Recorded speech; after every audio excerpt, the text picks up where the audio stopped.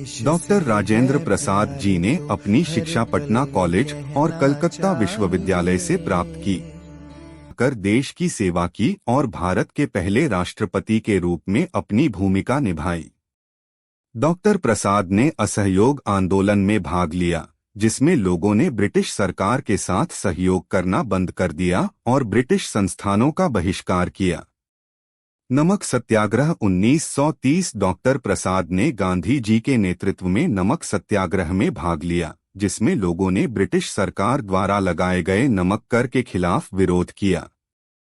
भारत छोड़ो आंदोलन 1942 डॉक्टर प्रसाद ने इस आंदोलन में सक्रिय रूप से भाग लिया, जिसमें लोगों ने ब्रिटिश सरकार को भारत छोड़ने के लिए कहा। इन आंदोलनों में भाग लेने के लिए डॉक्टर प्रसाद को कई बार जेल भी जाना पड़ा। उनकी सादगी, ईमानदारी और देशभक्ति ने उन्हें भारतीय स्वतंत्रता संग्राम के एक महत्वपूर्ण नेता के रूप में स्थापित किया। बाद में वह भारत के पहले राष्ट्रपति बने और 1950 से 1962 तक इस पद पर रहे। डॉक्टर राजेंद्र प्रसाद जी ने राष्ट्रपति के रूप में अपने कार्यकाल के दौरान देश के लिए महत्वपूर्ण कार्य किए।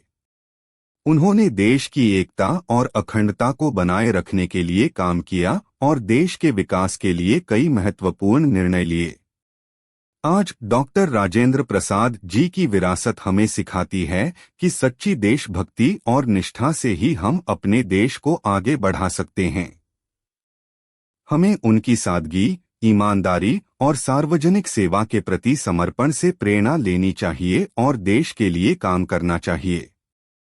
इस देश के हर एक स्त्री और पुरुष को, हर एक मर्द और औरत को ये मालूम हो जाए, चाहे वो किसी भी मजहब का क्यों न हो, चाहे वो किसी भी सूबे का क्यों न हो, चाहे उसकी कोई भी दूसरी बातों में औरों के साथ फर्क क्यों न हो, कि उसके तमाम हक पूरी तरह से महफूज हैं, उसके सभी अधिकार और स्वतंत्र हर तरह से सुरक्षित हैं।